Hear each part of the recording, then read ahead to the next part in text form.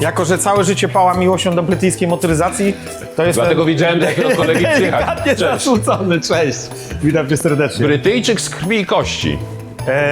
Bardziej z kości niż z krwi bym powiedział, bo chciałbym ci przypomnieć, że jest to marka, która już zaginęła. Ten samochód występuje w wersji z napędem na 4 koła, w ogóle nie. Tak, ale nie u nas. On w ogóle na przykład na innych rynkach ma 2-litrowy silnik. I to wszystko za To wszystko 123. 123 tysiące. Na planie mamy coraz ładniejsze samochody, mamy coraz ładniejszą pogodę. Ja nazywam się Juliusz Szalek, a to jest auto Made in China. Tym razem MG. I od razu muszę wam jedną rzecz powiedzieć. Wszyscy byliśmy przekonani, że chińskie samochody wejdą do Europy, a tak naprawdę wjadą do Europy, za sprawą napędów elektrycznych. Guzik prawda. To jest samochód chińskiej produkcji z napędem spalinowym, z silnikiem 1.5 turbo. I właśnie takie samochody cieszą się największą popularnością. Dlaczego? Bo są najtańsze. No tak, ten samochód wyceniony jest na 123 500 zł. Auto ma 4 metry 60 cm, a rozstaw osi to dokładnie 2 metry 72 cm.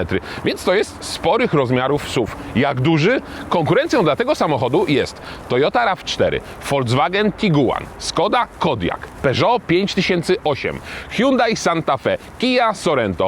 Mógłbym tak wymieniać bez końca, bo to jest naprawdę bardzo mocno obsadzony segment. W dzisiejszych czasach najbardziej charakterystycznym elementem każdego samochodu jest olbrzymi grill i one zaczynają wykraczać poza standardowe ramy grilli, przenoszą się na całe zderzaki. Tutaj do czynienia mamy jeszcze z grillem w ramce tradycyjnym, ale dość ładnie wykończonym, chociaż jak przyglądam się z bliska, to finezji jakiejś szczególnej tutaj nie widzę. Olbrzymi znaczek, kamera z przodu, która sugeruje, że mamy do czynienia z wieloma systemami, ale oprócz tej kamery jest jeszcze oczywiście tutaj czujnik schowany trochę poniżej. Bardzo ładna lotka. Całość sprawia eleganckie wrażenie. Może komuś przypominać nieco Forda, no ale komu co przypomina i komu co się z czym kojarzy, to już nie moja sprawa. Reflektory LED. Technologia LED jest i z przodu, i z tyłu. Nie ma tutaj, jak w przypadku elektrycznego MG, którego test możecie znaleźć sobie na naszym kanale, tej takiej charakterystycznej, świetlnej półki. Tutaj mamy bardziej stonowane i bardziej konserwatywne kształty. Dlaczego? Można sobie zadać to pytanie, ale ten model na całym świecie produkowany jest od 2018 roku i pewnie będziecie zaskoczeni, jeśli powiem wam, że oprócz tego, że MG produkowany jest w Chinach, to auto wytwarzane jest także w Pakistanie, w Tajlandii, a teraz przyjechał do Polski. W Chinach marek samochodów jest całe mnóstwo, ale tak naprawdę dużych koncernów są 4. To jest wielka chińska czwórka i największym właśnie producentem samochodów jest SAIC Motor. Później jest FAW, później jest Dongfeng i 4. Changan. Co ciekawe, każdy z tych koncernów ma bardzo dużo różnych marek i SAIC Motor produkuje zarówno samochody marki MG, produkuje zarówno samochody marki Maxus, obecne na naszym rynku, ale także produkuje wiele innych marek, które nie są jeszcze obecne w Polsce czy w Europie. Jak SAIC Motor stał się właścicielem marki MG? Historia sięga 2006 roku. Otóż wtedy właśnie brytyjski MG Rover zbankrutowały i wcześniej SAIC już miał udziały w tych firmach, ale po bankructwie firma została wystawiona na sprzedaż. I wtedy jeszcze SAIC nie kupił całej masy upadłościowej, tylko kupiło MG i Rovera zupełnie inne chińskie przedsiębiorstwo. No tak się jakoś złożyło, że po kilku latach to chińskie inne przedsiębiorstwo zostało wchłonięte przez SAIC Motor i dzisiaj MG nie jest brytyjskie, tylko jest chińskie. Ciekawe jest też to, że cały czas do dnia dzisiejszego SAIC Motor ma spółki joint venture z Volkswagenem i produkuje właśnie w Chinach i na rynek chiński różnego rodzaju modele Volkswagena, a także Skody. Ciekawostka, nie? A SAIC Motor, co to znaczy? To znaczy Shanghai Automotive Industry Company. Jeśli w motoryzacji szukamy jakichś ekstrawaganckich kształtów, to akurat w modelu HS ich nie znajdziemy. Sylwetka jest bardzo stonowana, bym powiedział nie rzucająca się w oczy. I charakterystyczne są dwa wyloty rur wydechowych, a tak naprawdę dwie rury wydechowe, które są w środku, bo to jest tylko element ozdobny. I mała rada, jeśli auto ma być sprzedawane na rynku polskim, to coś trzeba by było zrobić z tymi otworami na tablicę rejestracyjną, albo przynajmniej tablicę rejestracyjną lepiej zamontować. Sporych rozmiarów auto, a bagażnik otwierany automatycznie, ma 448 litrów pojemności. Jest dość foremny, chociaż muszę powiedzieć, że bardzo wysoko jest umieszczona podłoga tego bagażnika. Pod spodem olbrzymia przestrzeń, która może być wypełniona kołem zapasowym.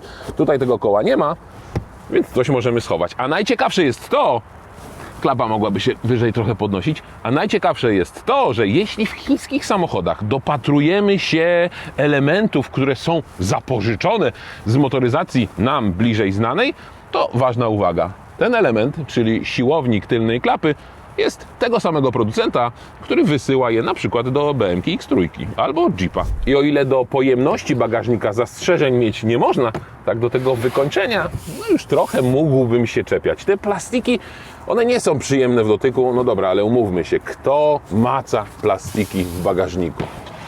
Roletka jest taka, zwykła roletka. Co tu się czepiać? Skoro do czynienia mamy z chińskim samochodem spalinowym, z pewnością jesteście ciekawi, co mamy pod maską.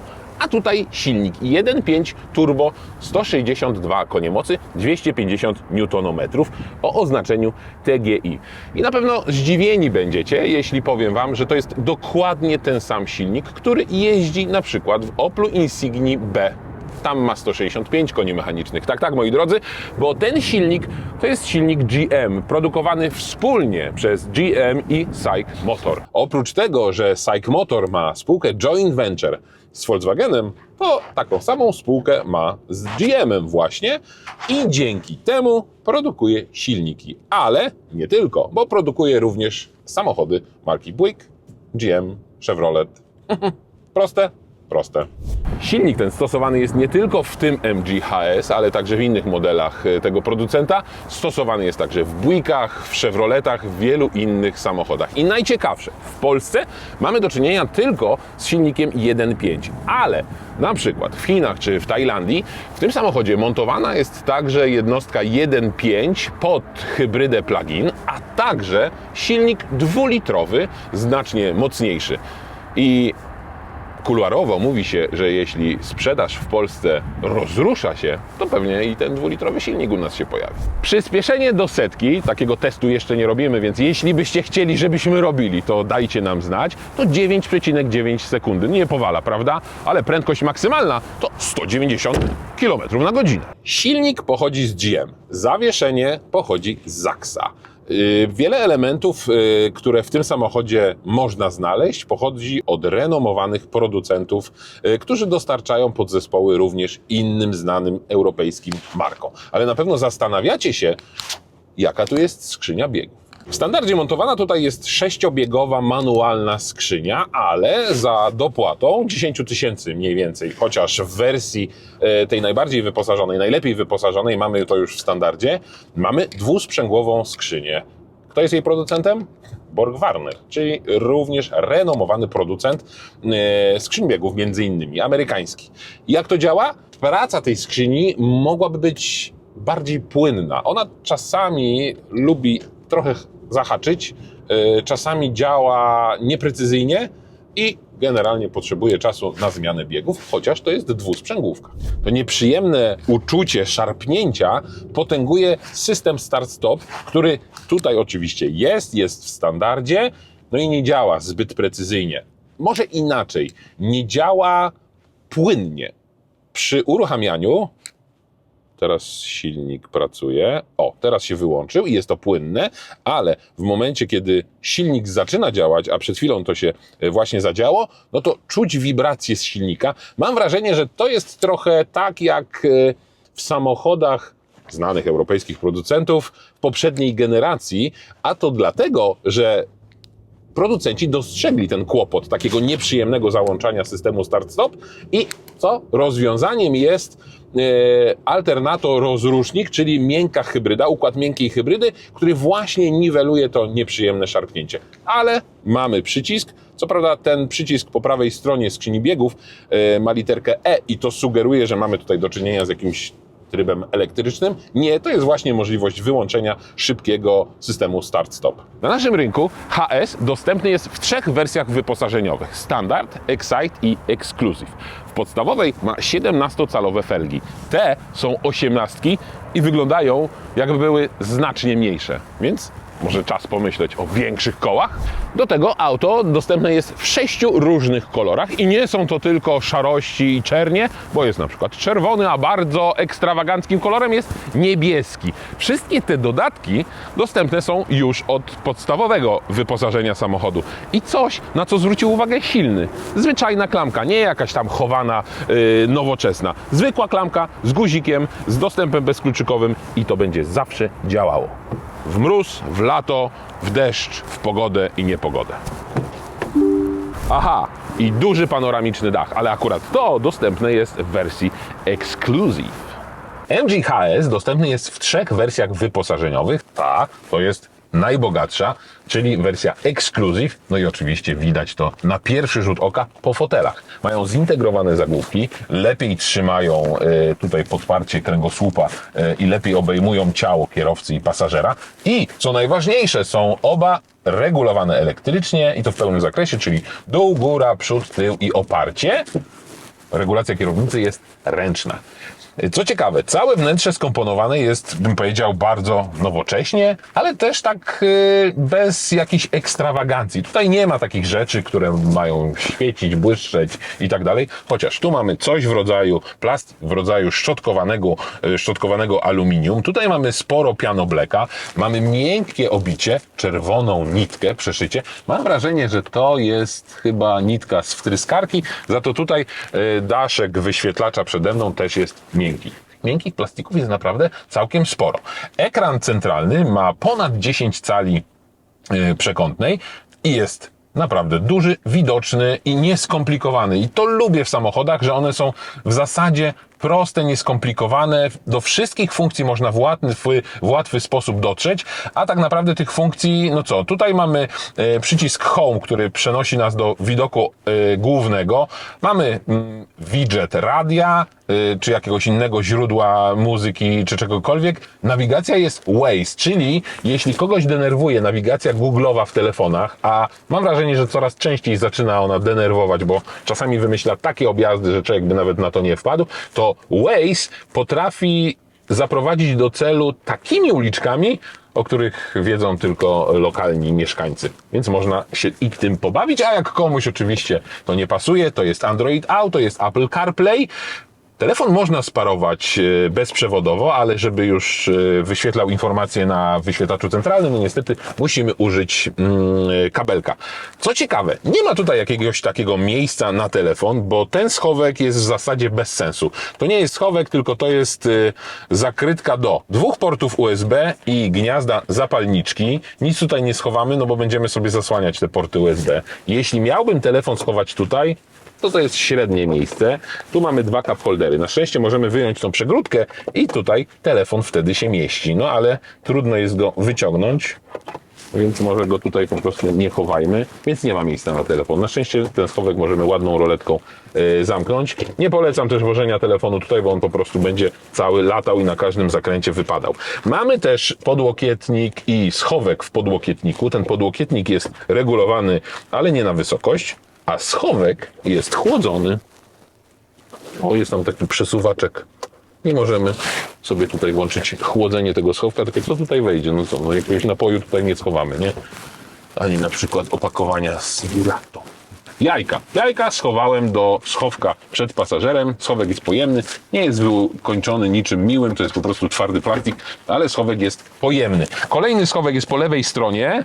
To jest taki mały schowek, który też nie wiadomo na co jest. Są schowki w drzwiach, a jeśli mówimy o funkcjonalności tego wnętrza, to Chińskie samochody słyną z tego, że całe menu i wszystkie funkcje przeniesione są do ekranu. Tutaj tych przycisków kilka mamy, bo poniżej mamy panel z przyciskami i to jest taki szybki dostęp do niektórych funkcji. Mamy głośniej i ciszej, mamy funkcję ustawienia czy menu ustawień samochodu, mamy klimatyzację, ale włączamy tylko tym przyciskiem menu klimatyzację i żeby na przykład zwiększyć siłę nawiewu albo zmniejszyć temperaturę, no to niestety musimy tutaj klikać na ekranie.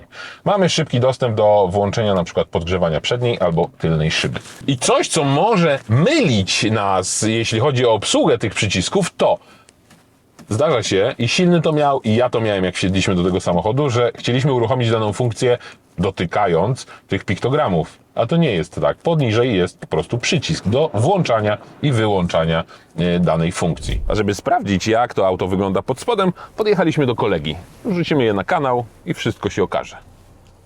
Ciekawi jesteście? Bo ja jestem. Jako że całe życie pała miłością do brytyjskiej motoryzacji, to jest Dlatego wiedziałem, do jakiego kolegi przyjechać. delikatnie Cześć. zarzucony. Cześć. Witam cię serdecznie. Brytyjczyk z krwi i kości. Bardziej z kości niż z krwi bym powiedział, bo chciałem ci przypomnieć, że jest to marka, która już zaginęła na rynku motoryzacyjnym, więc raczej to Słuchaj, jest kości. jak popioły. Feniks z popiołu, MG jak wół tutaj jest. Na pewno jesteś ciekaw, co jest pod maską. Zobacz, pod maską są teleskopy. Tak. A nie pałączek? Wyciszenie. Opowiadaj raczej, co to jest tak naprawdę. 1.5 turbo, silnik GM-owy, czyli silnik, który... to jest ich silnik? No to jest, tak, ich silnik, No bo nie, oni próbują. oni nie mają swojego silnika. GM i SAIC, tam wiesz, w Chinach wszystko jest spółkami joint venture, więc nauczyli się robić silniki i nie można powiedzieć, że oni kupują te silniki od GM-a, bo oni je po prostu produkują wspólnie. Zaraz, poczekaj, czyli oni tak od początku do końca odpowiadają za technologię tego motoru? Tak. Od projektu, czy... Od projektu, no, na pewno można by się gdzieś doszukiwać jakichś, wiesz, historii związanych z tym, że ten silnik po prostu GM-owy był, no ale jak SAIC kupował całego MG, no to z całą technologią. Więc tu mamy 1.5 turbo, silnik, który jeździł w Insigni B, silnik, który jeździ, słuchaj, w Buickach, Chevroletach, w innych MG. U nas jest znany z Opla. Ty, no wiesz, co jest najgorsze?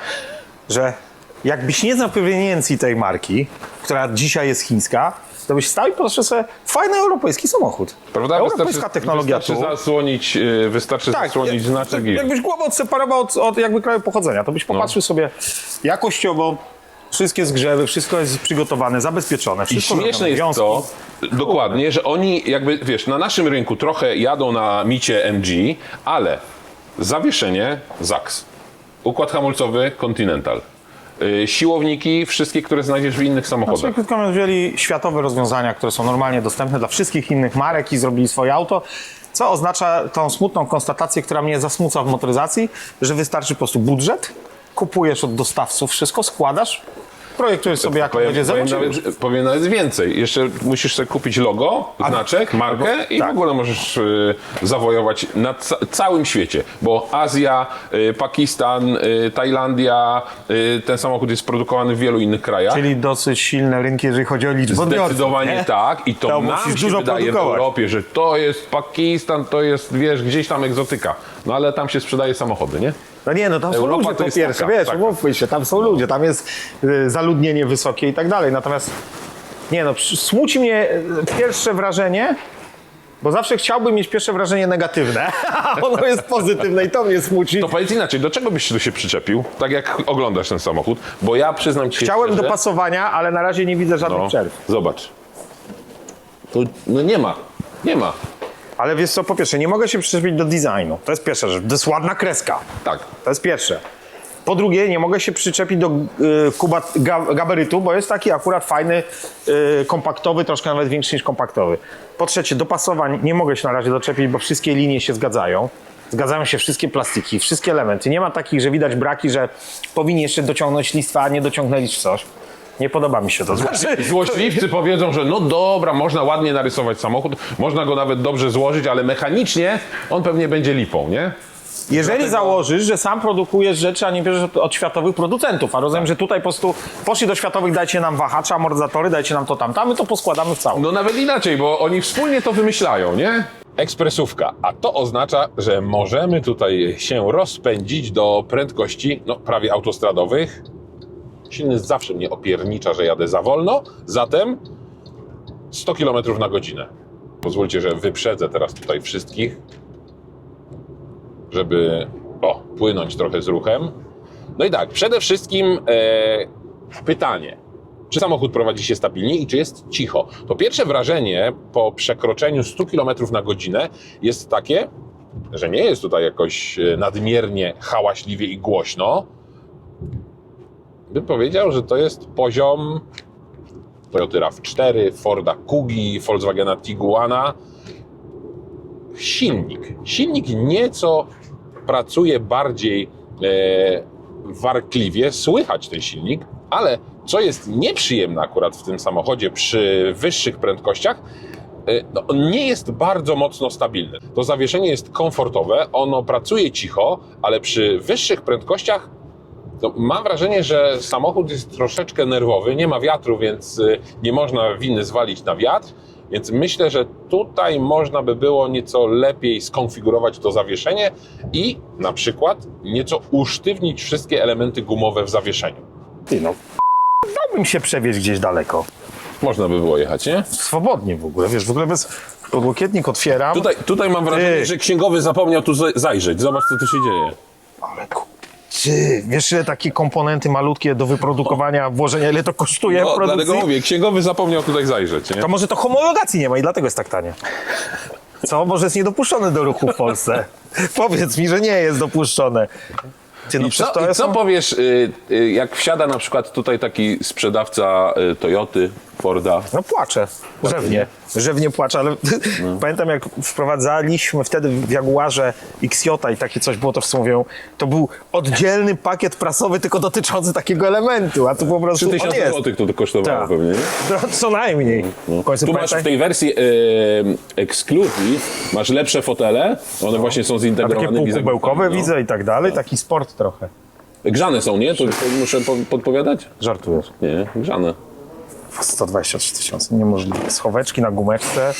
Ty, no wszystko, czego byś oczekiwał od nowoczesnego samochodu w Europie, produkowanego w Europie przez uznanych, jakby powiedzmy światowo, wiesz, producentów europejskich. 360 system kamer w tej cenie. Wróć. Tak właśnie funduje się Jesteśmy w nowoczesnym samochodzie, posiadającym wszystkie nowoczesne, widzę, że ma nawet blind spot mirror, czyli tam kąt martwy, lusterka i tak dalej.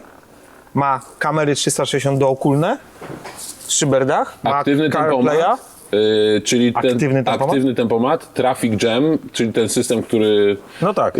kolizja, system utrzymujący w pasie ruchu, I to wszystko za to wszystko 123 123 tysiące.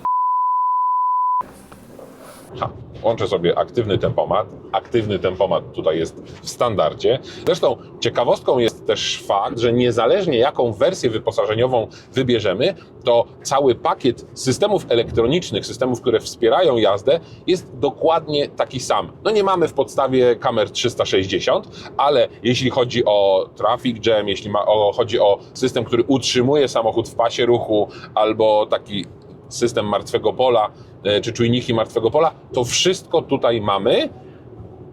No i mamy także aktywny tempomat. Ustawiłem teraz prędkość na 113 km na godzinę, 112. Ciekawe jest też to, że podbicie prędkości odbywa się co 5. Nie co 1, tylko co 5. Więc ktoś powie, o, to jest duża różnica i poważny minus. No tak, ale mamy 110. Muszę zwolnić do 100 km na godzinę, bo taka tutaj obowiązuje prędkość, ale kolejna rzecz, mimo tego, że były znaki po dwóch stronach, jadę ekspresówką, to system rozpoznawania znaków nie odczytał tego komunikatu.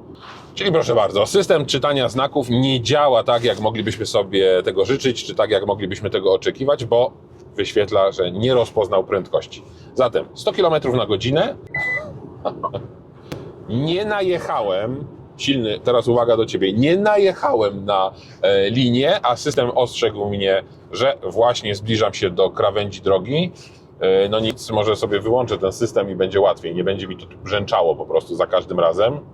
System pasa ruchu wyłączony, proszę bardzo, nic tam tutaj nie będzie pikać. Jak wygląda spalanie przy 100 km na godzinę? Już Wam mówię. Na razie mamy 8,7, a takie chwilowe zużycie, no to zaraz się okaże. Ale powiem Wam, że przy takiej prędkości 100 km na godzinę jazda tym samochodem jest przyjemna. Nie muszę do Was krzyczeć. To zawieszenie na równej drodze spisuje się ok, nie mam żadnych zastrzeżeń. A co najważniejsze, siedzi się tutaj komfortowo. Miałbym ochotę siedzieć nieco niżej, ale jak patrzę, jak skonstruowana jest deska rozdzielcza, jak to wszystko jest tutaj ustawione, to deska mogłaby być ciut wyżej, albo ja mógłbym siedzieć ciut niżej. Mam 198 cm wzrostu. Nie mam problemu tutaj ze znalezieniem wystarczającej ilości miejsca. Po prostu ergonomicznie wolałbym siedzieć ciut niżej. Oczywiście w tej wersji mamy elektrycznie sterowane fotele pasażera i kierowcy i mogę je podnieść i opuścić, ale już jestem najniżej. 6,9 to jest spalanie przy 100 km na godzinę. Ale jeszcze bagażnik na pewno jest mały, ciasny i dupa, nie? Szukaj, bo ja też szukam i szukałem. Jedną rzecz znalazłem na pewno, bo to jest napęd na przód tylko, prawda? Tak. SUV z napędem na przód. Tak. A, zawsze mnie to gryzie, brytyjska motoryzacja mają. W standardzie Wiesz. nie musisz. A ja się szarpię z tą klapą. I to jest w standardzie, przepraszam, Standardzie, też za tak. te 123 tysiące. 120 nadal, 123 tysiące. Kurde, ile to jest miejsca. No dobra, nie ma koła ma zapasowego. koła. Jest coś, udało się. Nie no, nie ma koła zapasowego. No mamy coś przynajmniej. Dobrze, cieszę się. Czyli zeszli z sceny. Kutwiarze, zobacz, przykotwili na kole. 700 zaoszczędzone. Uważaj palce. To jest ten element, który jest równie dobrze w MG, jak i w X3 BMC. No to jest Ten w ogóle- sam producent. Cała Europa na tym praktycznie funkcjonuje. Ciekaw jestem, jak z elastycznością. Jadę, dobra, zwolnię tutaj za ciężarówką akurat. Zwalniam, bo muszę wyhamować przed nią, czyli jakieś 80 km na godzinę. Jadę w trybie D, bo mamy też dostępny tryb Sport. Proszę bardzo, 80 na godzinę jak jadę, to mam jakie obroty? 1600, 1500. Lewy kierunek, pełen gaz. Jest ta chwila zwłoki, ale dość sprawnie samochód przyspiesza. Przypomnę, do setki auto od zera przyspiesza w 9,9 sekundy, a tutaj dość sprawnie wyprzedzam ten samochód, nie ma z tym absolutnie problemu. Jeszcze sprawdzę jedną rzecz. Przy 120 km na godzinę, włączę sobie tempomat, przy 120 na godzinę mam 2400, jeśli chodzi o obroty. A spalanie chwilowe? Przy 120 spalanie chwilowe pokazuje mi 8,1 litra, co moim zdaniem jest wynikiem całkiem niezłym. Dobra, ale czy tryb Sport coś zmieni? Sam jestem ciekaw. Przechodzę w tryb Sport i znowu mam tira przed sobą, więc muszę wyhamować. Też do 80 wyhamuję. No i mam nadzieję, że tryb Sport tutaj coś zmienia. Pełen gaz. Tak, jest głośniej. To przede wszystkim. Mam wrażenie, że w trybie Sport szybkość zmiany biegów się nie zmienia. Samochód po prostu idzie na wyższe obroty, ale dużej zmiany i dużej różnicy w przyspieszaniu, w elastyczności nie ma. Więc spokojnie można korzystać z trybu D. Idźmy na dół. Idźmy na dół, bo tam- nie będę pytał, po co ci jajka z przodu w nogach pasażera, ale okej. A to ja ci powiem, to jest prezent od silnego. Tak? Tak. A, bo ja Wiejskie. myślałem, że to jest test tego, że nie stłuką się, bo tak dobrze pracuje zawieszeniowo, że może się wieść luzem na podłodze i nawet jajka nie pękną. Zawieszenie jest, dlatego przyjechaliśmy do ciebie, Zaksa. Niemożliwe, nie stać ich na to. Sprawdźmy. Znaczy wiesz, ja muszę ci wierzyć, ale z drugiej strony chciałbym ci nie musieć wierzyć. weryfikuję, wiesz, wszystko chcemy zweryfikować, chociaż przyjechałem tutaj z myślą o tym, żeby zobaczyć, jak on jest zabezpieczony Antykorozyjnie? A wiesz, że ja się obawiam, że może być dobrze zabezpieczony antykorozyjnie? No właśnie, A wiesz dlaczego? też się obawiam tego. A wiesz dlaczego? Czemu? Ja ci powiem dlaczego. Bo oni wiedzą, że to jest rzecz, na którą wszyscy będą zwracali uwagę. Tu masz baranek, Tak. Tu jest baranek. tu jest baranek wszędzie. Wszystkie profile są dobezpieczone dodatkowo. Dobra, może chociaż to jest dopłata jakaś za to, no. Nie, no to tak kosztuje tyle i tak jest, no. Zawieszeniowo. A co z tym zawieszeniem? Widać, co tu jest? Napisane? No Saks, to masz. Jest, Jest? rzeczywiście, ta. Amorek Saksa jest. Ty, no. Skoro wszyscy nie stać na to. Ty, no stać ich na to, że to zrobią. Stać. No i dlatego wiesz, pytanie, jak ich stać na to dlaczego europejskich nie stać na to? Albo ktoś nam opowiada, że ich nie stać i to musi kosztować 180 przynajmniej. Znaczy, umiem zrozumieć jeden powód, to jest różnica kosztu pracy. Robocza godzina. okej. Tak? W fabryce tam, a w fabryce tu. To umiem zrozumieć. I wydaje mi się, że coraz częściej będziemy uciekali się w stronę taką, że na cenę samochodu będzie wpływał robota, pracownik, A nie część. Nie? Bo ta część, ten amortyzator będzie kosztował tyle samo na każdym rynku dla każdego dostawcy, bo biorą podobne ilości, ale niestety kto wkłada. Ilości. A jeszcze może być jedna rzecz. Maszynowość. Tam może być większa automatyzacja. Może się okazać, jak zestawisz sobie rynek chiński z europejskim rynkiem producentów samochodów, to tam jest większa automatyzacja.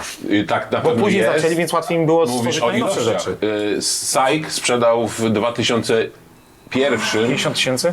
5 milionów samochodów. Wyjdziemy stąd? Dobra, no powiedzmy sobie, tu mogliby dotrysnąć tego baranka. No tu go nie ma na tej belce, tu jest Ej, zostawiony. tutaj są takie dwa elementy, Nie? zobacz, coś No jest właśnie takie zostawione do puste. czegoś tu. To wygląda, tu i tu. to wygląda jakby to były jakieś punkty podparcia, Aha. jakieś maszyny, która to tryskała, nie? Że tu Tak. było podniesione auto za ten element. Ale rzeczywiście, tak jak to się mówi, dziwnie zostawiona taka dziura. No. To trochę nie wiem czemu, niedopracowane. Tu jest cała pusta belka i zaraz obok już jest natrysięta ta komora, która zawsze zbiera wodę. Skrapla się tu woda, więc to jest zabezpieczone, ale tu rzeczywiście gdzieś pootwierane zostawili profile. No dobra, mamy coś, wreszcie.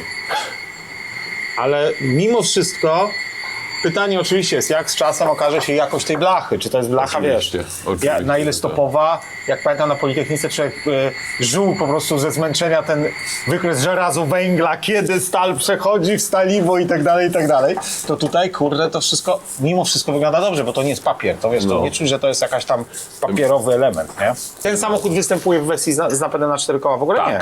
Tak, ale nie u nas. On w ogóle na przykład na innych rynkach ma 2-litrowy silnik. Okej, bo właśnie tak się zastanawiam, czemu to siodło, takie przetłoczenie w zbiorniku jest, ale tu leci wał napędowy do tyłu i tu jest w ogóle zostawiona Wiesz, co to oznacza? No, Tanieść tutaj. produkcji. Podłoga już jest przewidziana do wersji z napędem na 4 koła. Nawet zbiornik paliwa podchodzi od wersji, bo tu normalnie wyleciał wał Idzie napędowy wał, no. do tylnej osi, nie?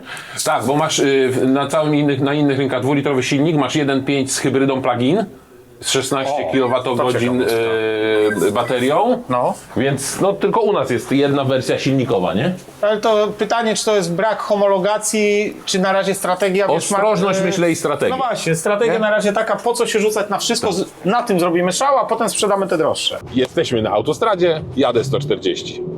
No tak, to takie mocne wciskanie gazu nie jest przyjemne, bo ta skrzynia zaczyna wyć. Trochę jak bezstopniówka, ale to jest przecież dwusprzęgłówka, więc taki efekt nie powinien być. O, troszeczkę przesadziłem, jeśli chodzi o tą prędkość. Ale cały czas dostaję komunikat, że tu mogę jechać 70, co nie jest prawdą. Mogę jechać tutaj 140, bo to jest autostrada. Ustawię sobie tempomat i zobaczymy, jak to spalanie będzie wyglądało przy 140, co? Macie jeszcze chwilę? To poczekajcie. Przy 140 już trochę tutaj słychać szum powietrza, ale nie jest to jakieś dokuczliwe i nieznośne. Przy 140 to zużycie paliwa chwilowe rośnie do 9-10 litrów na 100 km, co także uznaję za wynik całkiem niezły. Przypominam sobie test Bajka, który średnie zużycie miał na poziomie 9 litrów, więc wydaje mi się, że ten silnik jest zdecydowanie bardziej oszczędny. A test Bajka Beijing 5 możecie sobie zobaczyć tutaj. Ja zawsze posługuję się, jeżeli chodzi o rozwój rynku motoryzacyjnego, przykładem Kii. 25-30 lat temu Kia w ogóle nieznana prawie w Polsce, potem przyszła jako tandetne koreańskie coś. Dzisiaj jest naprawdę topowym producentem i wszyscy doceniamy te samochody. I teraz za co oni zrobili? Nie wypchnęli swoich jakichś brandów często, tylko wzięli europejski brand, dołożyli swoją technologię i od razu wskoczyli na miejsce, które Kia budowała sukcesywnie przez 15 lat, powiedzmy. Tak? A oni po prostu wzięli logo. Tylko zobacz, coraz częściej Już. pojawiają się u nas marki, które są abstrakcyjne dla nas. Bike, Beijing, model, to w ogóle nie brzmi. I oni są już na tyle pewni, że nie boją się też z taką marką Nie krępują wejść. się swojej marki, Mamy tak. taki samochód, proszę bardzo, zweryfikujcie go. Ja zawsze powtarzam, wiesz, możesz mieć samochód za 1000 zł, 10 tysięcy, 100 tysięcy i milion. Oni to potrafią zrobić. Jest taki klient, proszę bardzo. I oni dostarczą ci produkt. Natomiast mnie najbardziej fascynuje w tym, co przywiozłeś, jedna rzecz, to jest auto, którego nie powstydziłby się, moim zdaniem przynajmniej, europejski producent. Nie? Może Japończyk by tam się zrzymał i to bardziej historycznie, anachronia jakaś historyczna niż realna produkcyjna. Natomiast jakby to była, nie wiem, Renówka, myślę, że Renault by się podpisało pod autem. Zdecydowanie tak. Tylko byłoby to 190 tysięcy. Oczywiście. Oczywiście. Podpisałoby się pod autem, a nie pod ceną tego auta, nie? tak. Naprawdę patrzysz na to, że to kurczę, no, europejski producent powiedział, no zrobimy ci takie, tak? Reasumując, MG HS to chiński samochód, który korzysta z rozwiązań, które spotkać możemy w wielu innych europejskich samochodach. Zawieszenie jest komfortowe, chociaż troszeczkę nerwowe przy wyższych prędkościach. Wyciszenie na bardzo dobrym poziomie, komfort i wygoda jazdy również zaskakuje. Zużycie paliwa? Bez komentarza. Cena? Bez komentarza. A może właśnie trzeba to skomentować? Tak, i zastanawiam się, dlaczego europejskie samochody są tak drogie? Czy to faktycznie wynika z tego, że ich produkcja jest droższa, czy może producenci dostrzegli możliwość nakładania większej marży?